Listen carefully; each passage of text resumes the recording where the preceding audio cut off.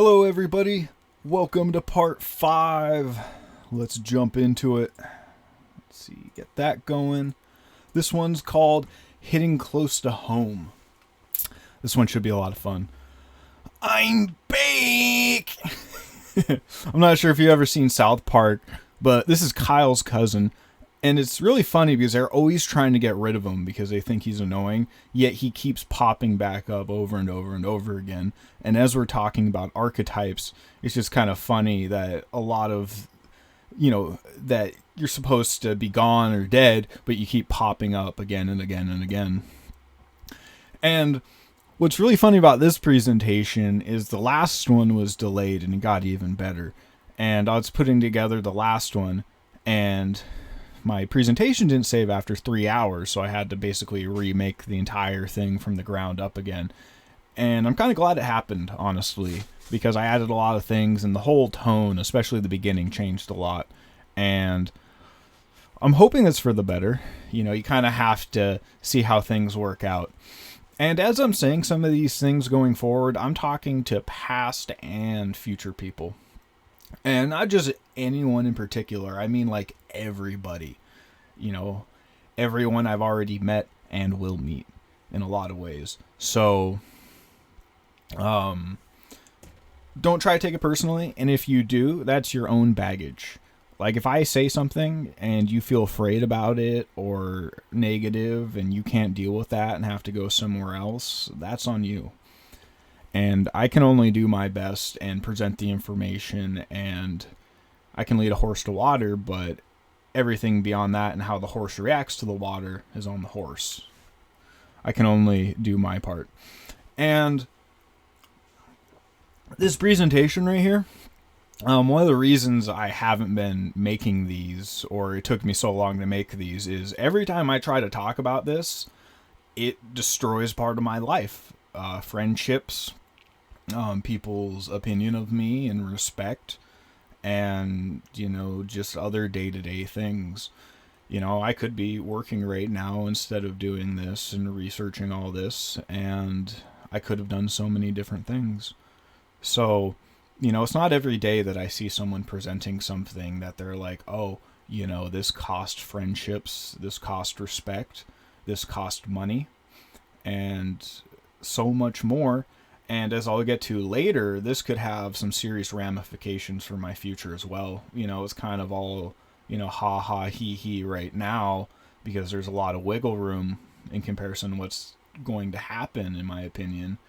Yet, as I was kind of saying with past and future, that, you never know where things are going to go and how things will shape your lives. As we move forward, this doesn't surprise me. Like I said going into this, like, if you gave a presentation and every time you gave it, almost no one would talk to you about it afterwards and just kind of avoided the topic, like I just grew another head or something, that if you kept doing it, would you really be surprised if it happened again? Yet, here I am, and here we go. And the reason especially that keeps burning in my heart is that when Neo takes the red pill in the Matrix, he's dumped in the sewer of the machine world, and Morpheus comes in the Nebuchadnezzar and brings him to Zion and clothes him, pulls him out of the river, and gives him a spot to rest, food to eat, friends around him, a purpose, and a place to go. And currently, well, before that, and just tying the Nebuchadnezzar to dreams, and that he was trying to figure out what his dream meant. And I have found that there's been no place out of the sewer for me. That it's hard for me to pick a reason, but it seems like there's always a reason for other people to kind of go back to their own thing in their own bubble. And for whatever reason, I haven't been good enough to go within. And as time goes on, I'm just wondering more and more, as it seems like things are coming true from this presentation, like, where is everybody? And not just this presentation, I'm watching every part of my life and what used to be my friend groups just continuing to isolate themselves more and more. And it's not just me. They're doing it to everybody around them. Every group I was a part of is in shambles compared to what it used to be even a few years ago. So it kind of makes me wonder, like, where is everybody? That, I'm a hypocrite. I do things wrong. And I'll probably continue to, and I'll keep working on it as well. Yet one of the biggest things is that you'll actually talk about it. That we can actually move on and forgive each other from these things because we have bigger things to worry about than whatever small reasons we're choosing to, walk away from each other over. And like I said, I've done this as well, but there are a lot of people around me, especially right now, that are not keeping their words. They're talking a lot of stuff, but not backing it up. And that's a horrible habit of mine. Yeah, I'm trying more and more not to run my mouth if I have no intention of keeping my words. And I would like feedback as well.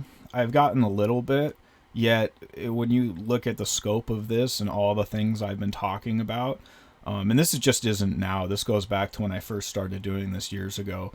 Almost no one will talk to me about this. I call it the presentation because people will come up and go like, oh, the presentation was nice. Yet they almost never talk beyond that and like come back and be like, oh yeah, I remember this part of the presentation. I went and researched it and I saw it coming true in my real life and this is what I'm doing about it. And I thought I could share it as like an inspirational story and maybe we can tell others about that, So, and constructive criticism as well. Because a lot of people can say as well, like, oh, this reminded me of that. Yet, what is that? That might do a little bit for me. Yet, as far as the theory that I'm putting out in the world for other people to critique, it'd be nice. And with so many people, and with this presentation especially, I feel like I'm kind of punting the ball back, which is kind of funny because we keep talking about the ball and what it represents. And that, I'm trying to do my part and I want to do more, but I feel like my response is crickets, silence. So, I'll keep doing it, but I just have this feeling that I want to share. And that if I'm hearing crickets, what's the reason why? Are people afraid that they can't talk to me and share details and that my skin's so thin and that I might raise my voice? What's the reason? And more along that lines, what would Jesus do? What would a spiritual teacher do? I always think of the story of the guy with the legion of demons in him as Jesus is walking by. Did he tell his congregation to walk away with their noses up? Did he tell them to look at him like the bad man? That it was his fault and to go away from them and, insult him? That's not what happened. And like I said, if this information is making you feel like this is your baggage. So, and if we're talking about ontological evil trying to physically manifest itself in our lives and the world, then those little emotions and feelings you have, are they really that important in the face of the emotions and feelings you'd feel, if that pure evil was actually here? And that silence against evil, especially if you can see it as well, does not absolve you. You're choosing fear for whatever reason, and you're walking away from the truth and all the people that are going to suffer in the world you're leaving them to. And not one of us can save the world entirely by ourselves. It's a group effort.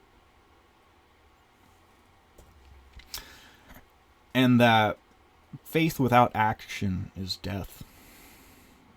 That just sitting in a Titanic room, covering your ears and telling yourself everything's going to be all right, it's only half the equation. If there's no action, especially to help other passengers, then in my opinion it's not that great, especially if we're talking about telling stories. And I just wanted to go over a few here. In Sodom and Gomorrah, was the moral choice to stay and to look back? Or Noah's Ark? Was it the moral thing just to not build the ark, just to go back to your day-to-day lives and say, oh, that's crazy. That's not what's happening right now. You know? Same with the Titanic. Is it moral just to go sit in your room and cover your ears and say la la la la, or try just to go back to the Titanic buffet and never have a discussion about paddling away from it? Because a lot of people will say they do, yet I'm here saying that every time I've tried, even with what some people call themselves hardcore truthers and spiritualists, they walk away after a few minutes, change the subject. You know, they can't look at the negativity for more than 5 minutes to try to come up with a solution or trust one another. And this is Jumanji: The Next Level. You know, the movie about our realities meeting. And that you might have done great up until now. You might have done everything right. Yet, if on the journey of life you pick any one spot to stop and say, hey, I've climbed the mountain, this is all there is, then I don't know what to tell you. And that if our souls are eternal and we'll go on from here, isn't one of the most important things we can tell the story of our lives? And the great things we've done? Which is kind of what I get back to entertainment versus the stability of our own individual lives. Because if your life is really stable and happy day to day, it's very boring. And there's not very many movies that are very successful made upon just a boring day to day schedule. Yet if you look at movies like The Thing, then it's absolutely horrendous to be a part of, but it's one of the most amazing sci-fi horror movies ever told that still have people talking about it to this day, wondering about it and coming up with theories. So it's kind of an interesting balance. And when we look at the idea, there's more to this, and that, you know, the idea of the Akashic records and that we might all become one and share everything, the question starts to become, you know, what was our story? What did we do with all this? I think the idea of Jesus and Neo from the Matrix is that they understand the story and they can rise above it and especially start to write their own. Especially if it's for the good of everybody. And that, once again, if it's hell itself raising itself from the pits into our day-to-day lives, then what's really what are our excuses for not talking about this or trying to find a solution? And that if you want to be a lifeguard and save someone from the pool, you have to be prepared. You have to be trained. You have to be knowledgeable. You can't just go in there. The person will just grab onto you and drown you too and make the whole thing worse for everybody. Same with the oxygen mask. You have to put on your own oxygen mask first, but once you do, your priority and duty, morally I would say, is to help others. If you just sit there with your own oxygen mask and watch as everyone else suffocates, can you really call yourself a good person? Especially if we're all one and we're part of a story and we can change that story, and you're still just going to choose the most minimalistic, lazy thing possible and pat yourself on the back for it? And that if angels can fall, demons can rise. That I think the idea you're trapped in a prison forever and there's no way out is what a demon in hell that wants you to stay there forever would say. And that, this is my opinion, that God can heal anyone. And that's happened before. You know, that's above the pay grade of a human, yet, you know, that's why we're not making those decisions, and when we do, we get karma slapping us. And if you were a chicken on one of those trucks you see on the freeway going to the slaughterhouse, what's worse? the initial negativity of trying to tell your fellow chicken they're on the slaughter truck to the, slaughterhouse, is them looking out at the scenic view more important than them leaving and then having a bunch of chickens out in the wild and having an entire legacy that wasn't just going to the slaughterhouse? That seems like a whole lot of positive present emotion compared to just being locked in a cage, being able to see a couple of scenic trees and then being slaughtered in a horrific way that you didn't want to be a part of. Are these evil? Is this evil? Can you tell me without the context? We were talking about all those anime characters from Japan, eating devil fruits and having demons inside of them. Superpowers. Are they evil? Or is that all contextual? This is a scene from Men in Black. He's going through the tests with all the other federal agents, and there's all these monsters around. And he makes the point that this girl's out of place. She's holding a quantum physics book surrounded by all these monsters. Like, what's she doing there? Yet if you don't really take a step back to look at everything, you don't see all this other context that all these monsters aren't actually doing anything that bad, and the person you thought was the good person was actually the evil person.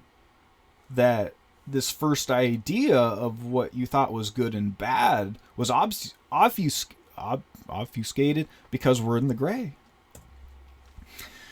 And it's kind of funny because in Men in Black, he makes a decision to be a Men in Black on a bench like that. Yet I just wanted to say I wouldn't be making this presentation if it hadn't cost me so many of my personal relationships. And just, when I talk about stuff like this, that, they don't see me as the fun guy, the fun hangout guy they want to invite, where they're all just going to pat each other on the back and eat food, And I can do both, and that's my point. I'm not just going to do one or the other. I'll sit and have fun at the party for a while, but if you're going to dodge all my questions about this, then something's up with me, and I'm going to move on because I feel like this is my mission in life. And that I'm a dream maker. And there are far better things than just having a little tiny party as hell itself pops up. Yeah, it's a part of it, but if that's all you did, then, like I said, that ain't much in my opinion. You could have done so much more, and we still have time to do it before the Titanic crashes. Because, if our society crashes, they're not going to stock the food stores anymore, and you can't order on Amazon. But you can now. And we'll go back to the camera observer effect. And this was one of the people on my credits page, Terrence McKenna, and started my journey, to create my own roadshow. If none of the places I went to fit in and talk about this stuff accepted me, then it's time for me to do this. And there has to be someone out there. So, from past me to future you, hello. So, I know that was a bit heavy, but looking more on the positive, one of my big things moving forward, the first one's called the Modern Monk Monastery, where we can rebuild people, myself included. This is a janky little drawing. I had a homeless person draw, actually, and I colored it. About, instead of renting out a house to one person, you could rent it out to a few different people. Turn one bedroom into a sleeping area. The idea would be like a monastery. So no one would have their own individual locked room. It'd be kind of a communal setting. There'd be an area to work out. You would all put money in and share a diet plan so that we can beat this food inflation costs and eat organic food at a cheaper price. And also save time. Like, if you were working day to day, so much of your time is going to chores, laundry, food, errands, and things like that. Yet, what if you lived in a centralized area where you all shared the chores, you all shared the cooking, you all shared a workout schedule, and got to share all the amenities of that house. So now all of a sudden you're saving hundreds of dollars a month, hours every day of your life, and you're forming a communal bond with everybody and learning how to live with trust and build our own systems. And from there, we'll start farming food. And I'm hoping to go to CDL school soon. I have the resources to do so. I'm just looking for the timing, since I got spring cleaning and gardening to do at the moment, that we can use that as a new way to bring organic food to people as things become tighter and the supply chain might collapse, or the mark of the beast might happen to the people that don't want to compromise everything just to go buy Frankenfood. And that from there we can hopefully start extraditing people out of Babylon to disaster-proof hobbit homes if, these things keep happening and the world keeps changing. Something fell. Coincidental. And it'll follow the hierarchy of needs, because if you want to talk about philosophical ideas as people are starving, you can't eat a book and no one will care anymore. It's happened many times in the past. Same with like hunter-gatherer civilizations. Like, you're not going to make a written language if you're not feeding everybody, and you can't have people sitting around in a room all day, not gathering food, because that's your new biggest problem, because humans eat a lot of food. We're big consumers. And going from that, trying to make this as peaceful yet exclusionary as possible to the people that don't understand these beliefs and philosophies and don't want the betterment of their fellow man. That you can't just let Babylon in. You have to understand it. You can't just have a garden and let all the slugs and deers and ticks in and aphids, because they'll just eat everything. You have to make your own spot and say, this is mine. Because if deers eat all your food and your family starves, then there you go. And this is from Game of Thrones. The guards on the ice wall that know what's beyond and keep everyone else safe. This vibes with me a lot. That I don't necessarily want to just hide in a hobbit home the rest of my life. That's for mainly other people, so they don't have to be a part of this. And that people, if hell itself is manifesting and there's all this craziness, like there's going to have to be some kind of spot of peace where you can go and there's just not monsters running around everywhere. While there's plasma and all this, I think that's going to create monsters that look like humans, just because that's been your life. If you're stuck in a Mad Max movie for 10 years, you're probably going to be like a barbarian. Actually, you might not know, but that's the idea.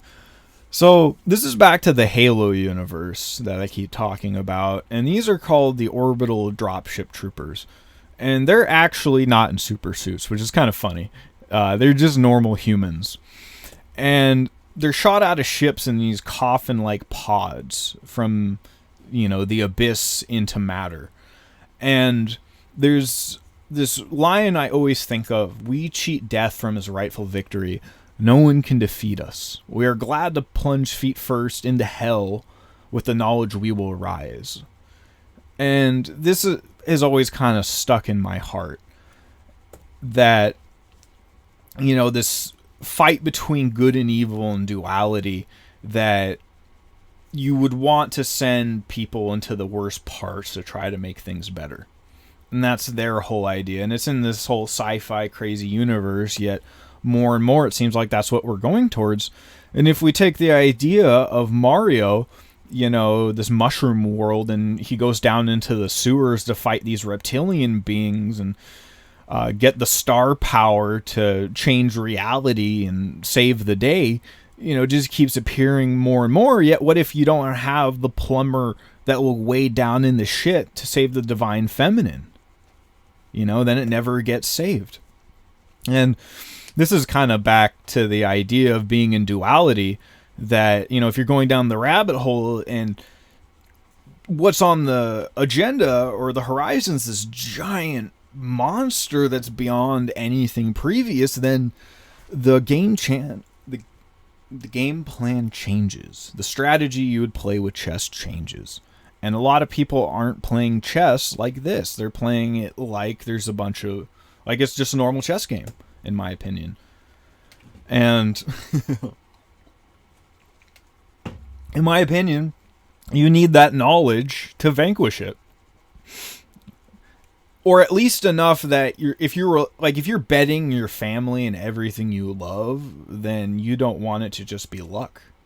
You don't want to leave it all on matter and creation because you didn't want to make a plan.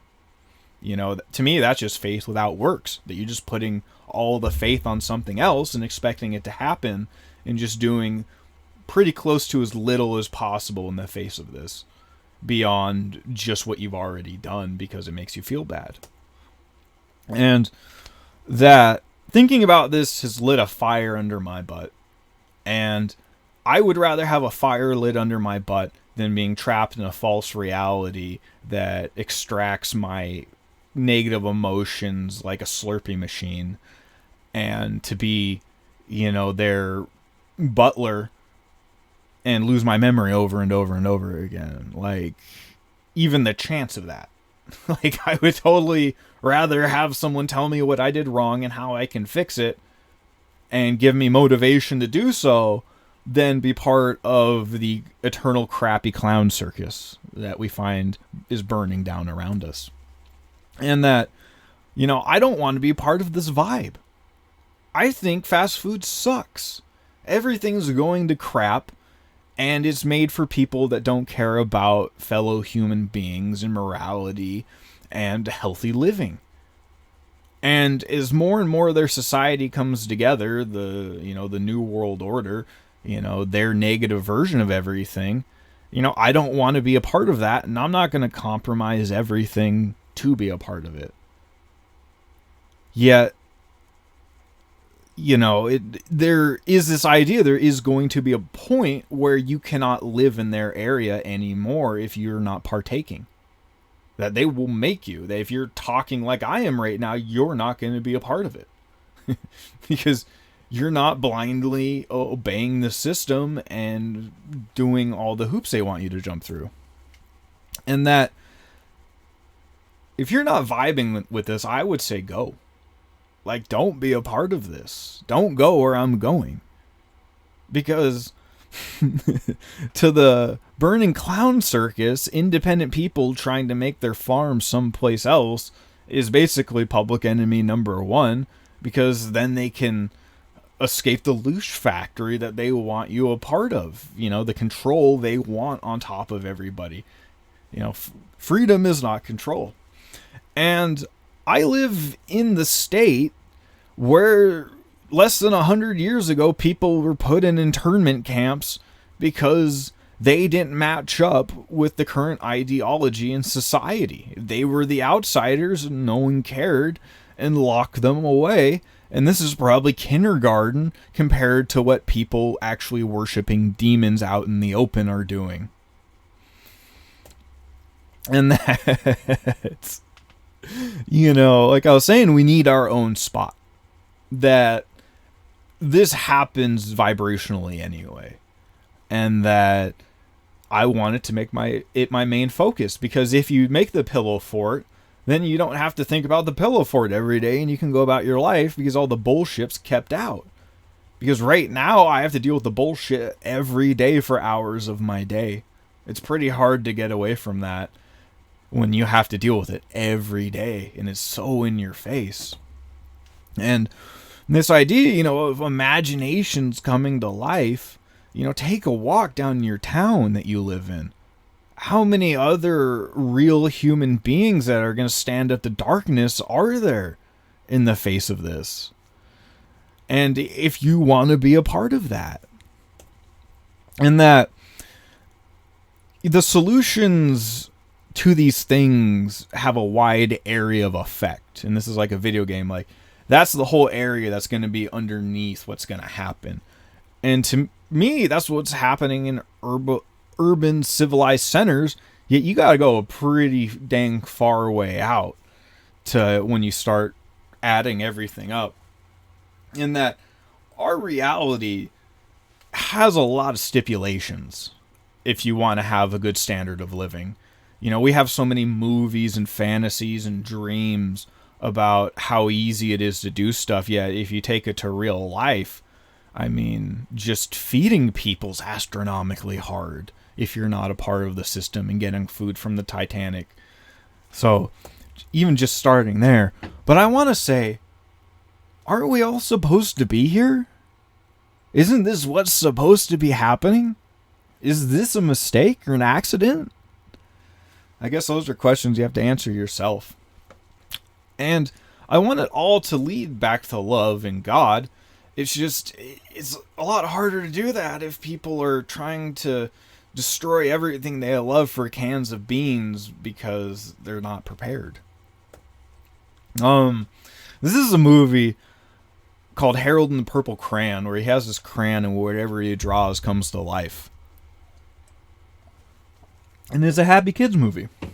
And the other night, in between making this presentation, I found one called Sketch about, what if what you were drawing wasn't that happy? What if it was more of a nightmare?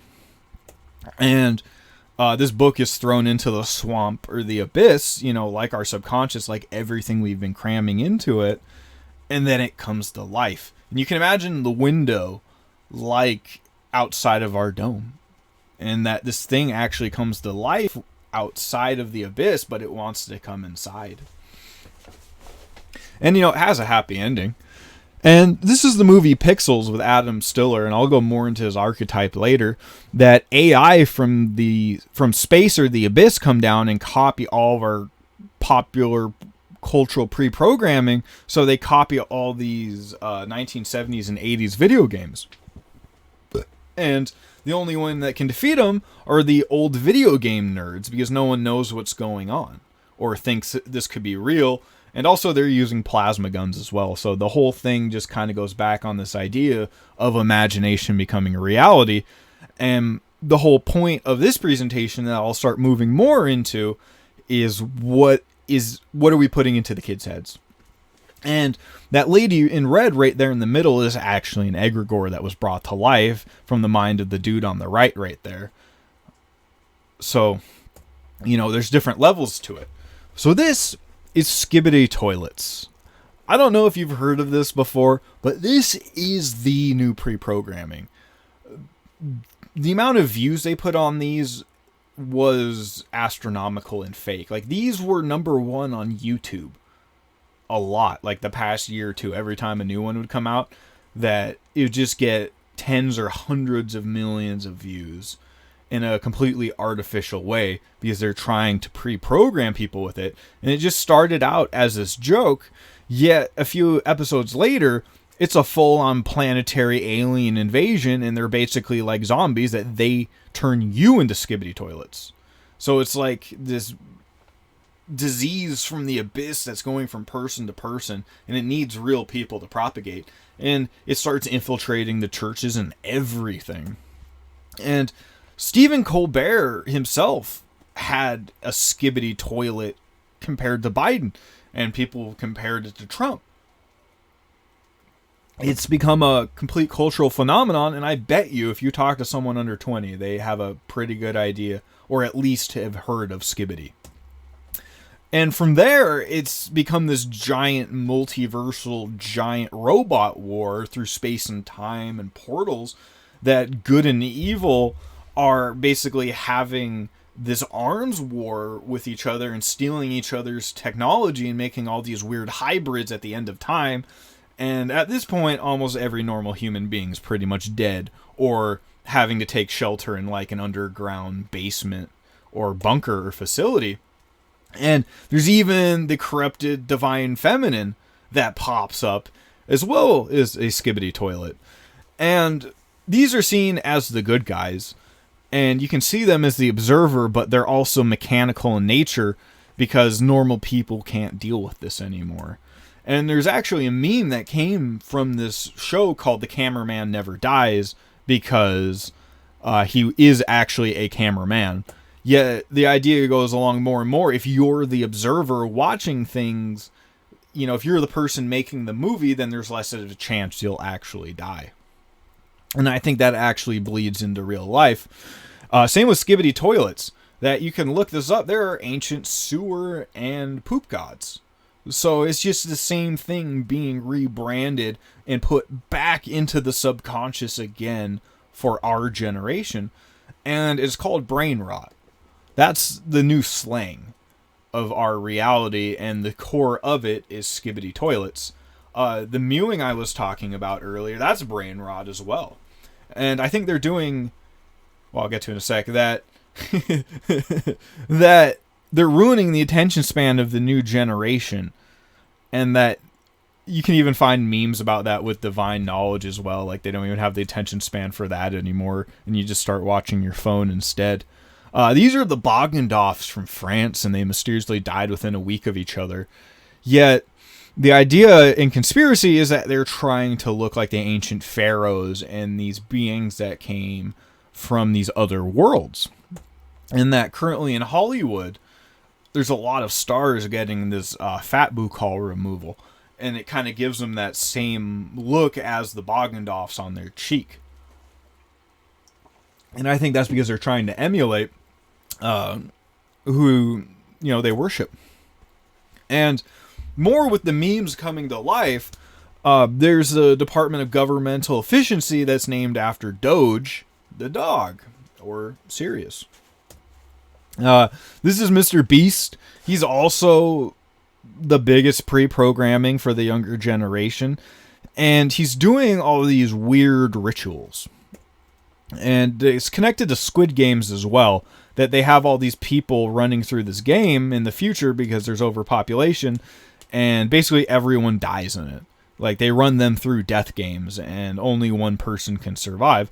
They haven't gotten that bad yet, but they're pre-programming the whole generation that, oh, you're going to be basically living in these Mark of the Beast cyber cities. No one has any money, and the only way to do anything is to go through all these death games for the entertainment of everybody else. And people have connected him to the Antichrist and all this. He's done videos where, like, they bury him for multiple days, and then he comes back up like he's being reborn. There's a lot of that if you want to go into that. The biggest game type for new kids is called Battle Royale, where you parachute onto an island and you just run around looting all these houses for random weapons, and then you fight to the death until there's only one person, and it slowly closes the map in. So it's almost kind of like how we're talking with this closed system of the sun getting brighter and forcing everyone to the North Pole for this big battle. It's kind of like this in this video game, and it's also pre-programming people that if society ever collapses, they're just going to start running around looting everybody's houses and just shooting everybody, because that's the video game they've been playing for over 10 years now. And in the biggest one, they had an alien invasion. And then after the alien invasion that has blue plasma that, is depressurizing the atmosphere, these purple cubes, plasma cubes, come out from another dimension that have all these glyphs on them that create zombies. So it's like not only an alien invasion, the alien invasion opens the Hellraiser universe that brings zombies as well. That brings me to Backrooms, which is huge amongst the kids these days. It's basically this parallel dimension that it's like a video game, that it's a glitched level. So there's just thousands of miles of these office spaces that no one's in, and that the government and monsters have been trying to use it as their own space and doing experiments in there because it's basically free real estate. So it kind of takes us back to the idea of vivarium, of this artificial area that's been placed there for conscious beings to go there to propagate evil. And this takes us back to Alien as well, that aliens or zombies need actual human beings and consciousness to propagate. And I kind of want this slide here. It's like, whether you're talking about aliens or artificial intelligence or zombies, like, it's all the same archetype. They all operate very similar to each other, and they all want to ruin your day. This is H.R. Geiger, the artist and inspiration of the original Aliens movies. He made his own really messed up tarot card deck as well. And that's his house. That's a museum. So in my opinion, he didn't just come up with this. He was tapping into something that most people don't want to tap into. This is a movie called Lucy, where she starts being able to use 100% of her brain, and she's combining with artificial intelligence and computers. And at the very end of the movie, she forms an inverted black pentagram, black goo thing, and ascends. This is the Door Brothers. They're on YouTube. I think these are the best AI video people on the internet right now. If you want something to blow your mind away, and just recently in the last few weeks, I don't know how they're doing this anymore. It's basically magic to me. Like, I've been studying AI for years and how it's been progressing each little incremental bit. Like, oh, hey, now they're getting fingers right. And, oh, they can move around a little. And they, fix cars in the background. Like, each little step. And now, the past few weeks, I don't know how they're doing this stuff anymore. I don't know what's actually real in these videos and what's not. So we've reached this magical point, of the future and frontier. This is a video they made of humanity and robots and black goo coming together. It's very raunchy, by the way. Yet this idea of this symbiosis.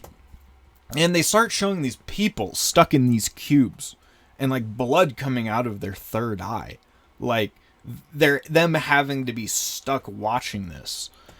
And they even have like a Shining reference of like an elevator of blood opening up. So the Shining bringing things to life, yet if you take it back, we have a society of girls being trained to go on OnlyFans and robots to replace us in our jobs. And then you go back to the Squid Games and Mr. Beast and the Hunger Games and all of that, and that entertainment becomes the new big thing because the value on human life's almost nothing anymore. Kind of like the antediluvian age. And they have this, they do a really good job of showing the cracks of society. Like, there's this theater, and they're watching this lady dance, and they're all clapping and happy, yet every piece of clothes they're wearing is from the misery of somebody else. This lady trying to meditate in the woods in her cabin, all of her goods and clothes are made by someone else in what would be called hellish conditions. So she's trying to tune out as everything around her is built upon all this suffering, and she won't even talk about it because it makes her feel bad, and she's unable to operate her life for more than 5 minutes without feeling bad. This is one of their series. They're making a TV show called The Passage. They have 2 of them so far. They're making about once a month.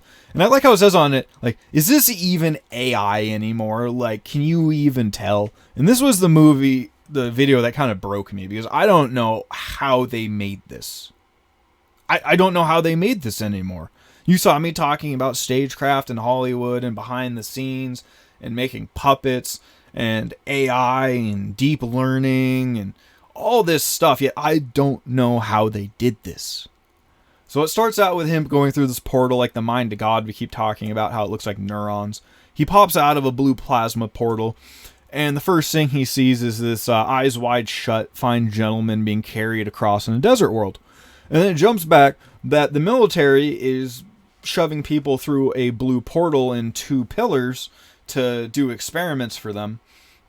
And they start playing a montage with music, which I thought was funny because I was talking about a montage with music earlier, being trapped in a song.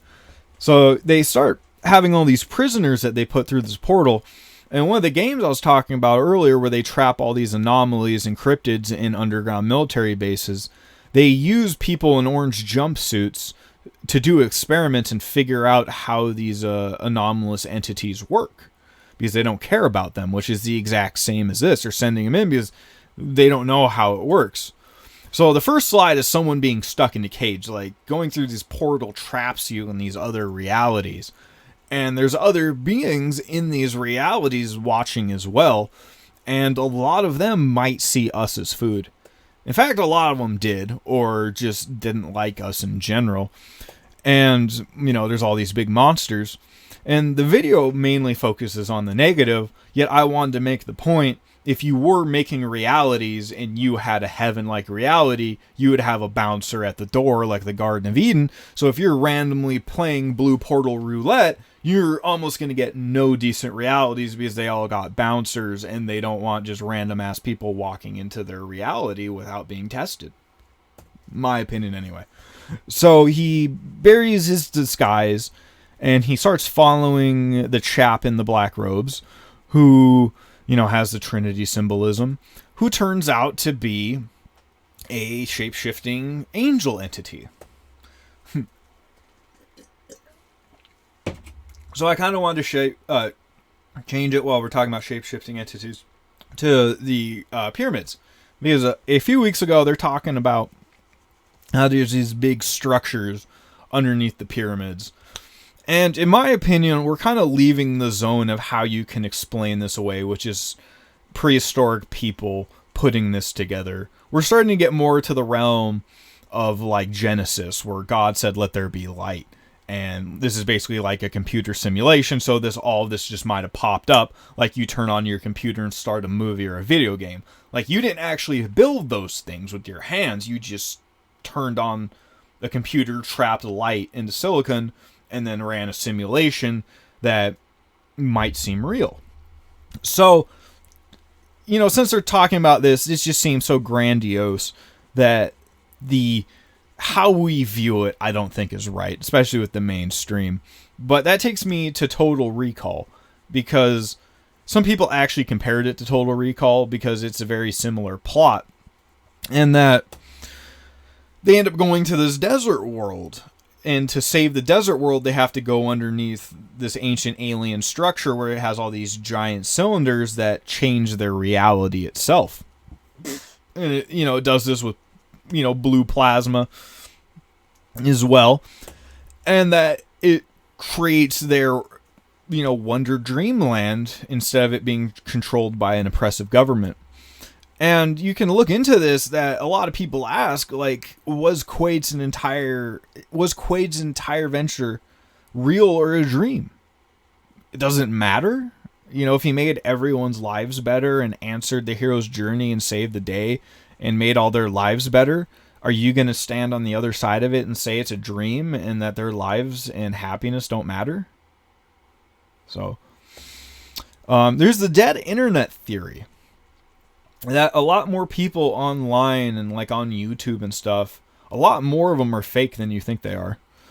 And this was like a lot of people thought this was like a crazy idea for a long time. Yet in the last couple weeks and months, they've basically been coming out and saying, "Oh yeah, we're just bombarding every website you can think of, which is AIs that are just communicating with each other." And I've been noticing weird comment threads on YouTube. And like on the left right there, if you kind of look at these, none of these people are addressing each other. They're talking about Lord of the Rings, yes, but none of them are talking to each other. They're all just random ass people just talking about stuff.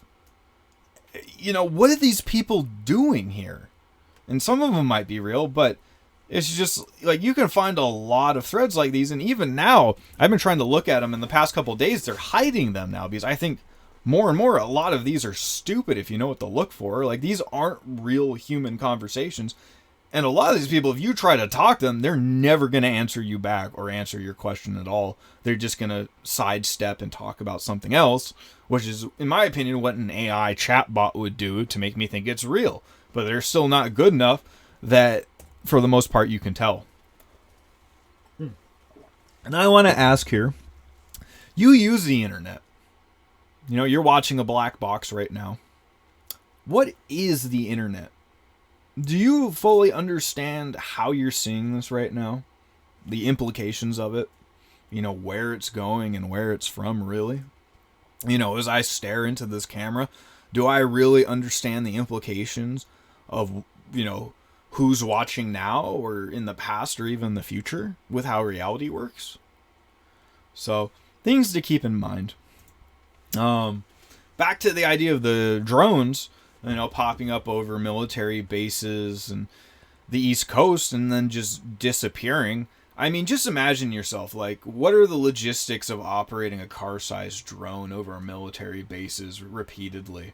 Like, who could do that over and over? And even if it's fake, it's the pre-programming they're putting into our minds so that can happen anyway.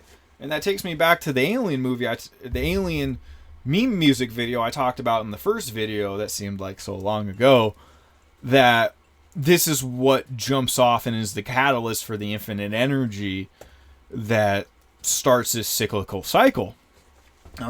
This is a game made recently, or I don't even think it's out yet. It has a trailer of it called Beautiful Light. And it has the water world and the fire world, happening at the same time. And when they turn on, they make the atmosphere go away. And this guy falls into the mind of God. And they even say explicitly, like, this is the mind of God. And it, once again, looks like neurons in the brain all clashing together. And they show these people, these genetically engineered people in these tubes. And it's kind of hard to see here, but like black sentient goos coming out of these genetically modified experiments in this military lab that starts this cyclical apocalypse in this age of fire. This actually says Geneva 2025, so by this it's pretty soon, but who knows. And, abyssal monsters start popping up everywhere. And it's this dichotomous archetypal good versus evil once again. And there's these giants and electricity, and the mist is back, and objects are floating.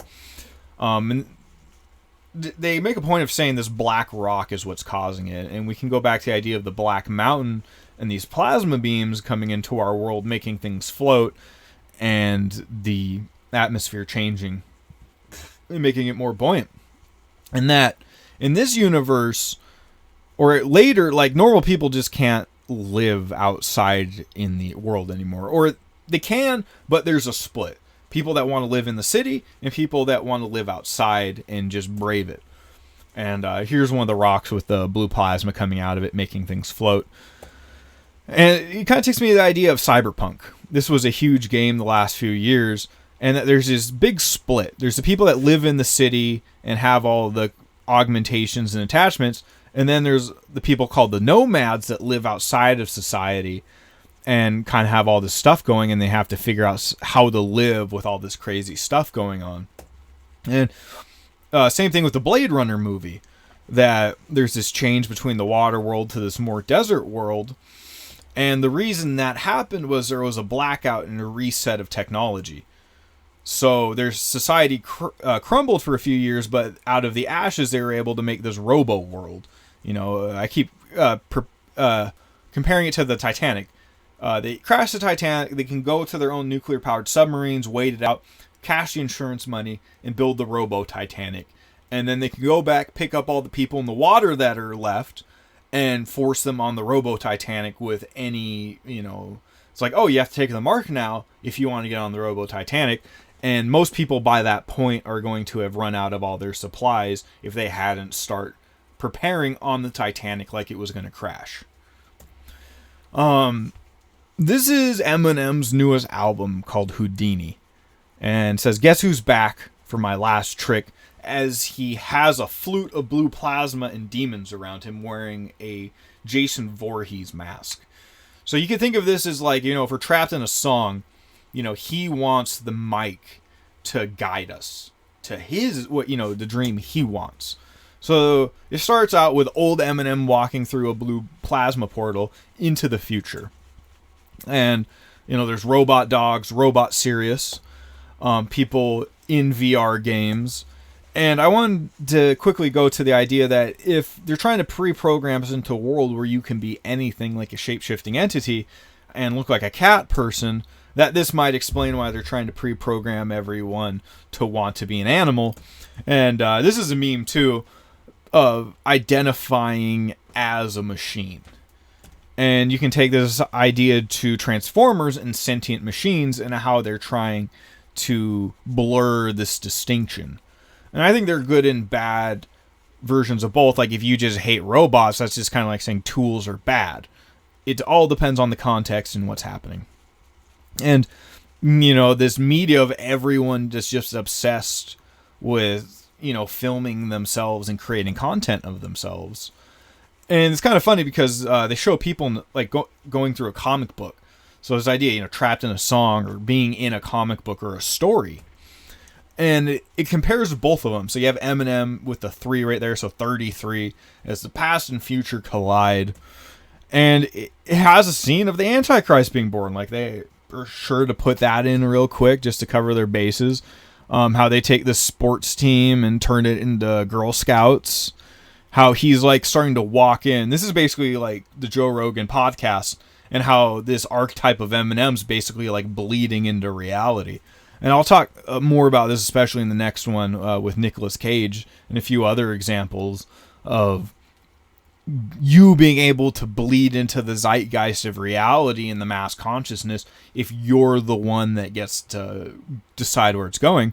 And they show that he has the mic right now. Like he's the one charting where the Titanic is going. Yet the new Eminem's like, no, I'm going to take that back. And they end up having a plasma battle on top of this building, which has a big explosion, and it creates a hybrid as all the blue plasma's behind him. And it starts turning other people into him through their cell phone. So it's kind of like Signal I was talking about earlier. Through technology, it's turning people into zombies. And I think I'll go more into this in the next few presentations as well. And in the original, Dr. Dre's driving him. Like, that's the original version. And in this one, after he turns into the hybrid, they replace him with this new guy. And Dre drove there perfectly. And this new guy immediately just starts crashing into cars. Like, it's just an immediate downgrade from what it was through this combination. And I kind of wanted to end it up. So while I was making this presentation a few weeks ago, I found this show called The Hero Within. And it's about egregores come to life. And the one on the left right there, he's the good guy, you know, he's all goofy. And the one on the right's all serious, and, you know, the arch villain who just wants to take over the world is all mad that he has to wear tidy-whitey underwear as a outfit. And he starts beating up Good. And Good's on the ropes. And they're saying Mr. Justice can survive any attack. And I'll just get back to, you know, what's the most important thing here? It's the observer watching the adventure and the dichotomous fight between good and evil. And that a punch better than anyone my imagination can't hold on. I was going to say something there, but I don't know what those subtitles are trying to say exactly. And that it's kind of like the karma idea. So if Justice is just getting beat down, eventually it's going to turn back on whoever's beating him up. So this kid that shoots blue plasma out of his third eye brings this comic book to life, which is the Mr. Justice comic book. And, you know, all this plasma heals him. So now Mr. Justice is way stronger. And they use a comic to create 100% justice, and it kind of morphs what they're thinking into reality itself, so their thoughts are actually becoming real. And that kid had the writer's power, so he can change the canon. He can change what the story was supposed to be and rewrite the comic book they're in, which is right there. And then, you know, after the fight's over, the comic book, the hero goes back in the comic book. So it's kind of like what's happening right now, that all the dragons and zombies and magic are gone and just a story, yet under right circumstances and plasma, they can come to life. So, next time on Arc Rex, We'll cover everything everywhere all at once, and the implications of all these things flying together, and reincarnation, what to do about it, and, the combination of everything. And one of my favorite stories of all time that has to do with all this, and what even my profile picture is about. So, I want to say thank you for joining me this far, and sorry about the vibe earlier. I was going to do it a different way, but then my presentation crashed, and I got a whole bunch of inspiration after praying to do it this way, and I wanted to talk about all these things anyway, and that it can be an awesome destination we're going to, yet if you're having a conversation talking about cancer, like with a doctor and a patient, is it going to be this amazing, cheery thing, or is it this negative thing you have to work past? And if you're a doctor that has the solution, and you have a patient in front of you that's trying to ignore reality and not take any medicine at all, I'm not saying you have to force them but if you don't hurt their feelings enough to tell them, at least, how does that balance? I'm still trying to figure this all myself, and why I asked this as a question. And once again, I feel the ball's in your court. So, till next time, pass me to future you as we row our boat on this river of dreams as it starts to hit home.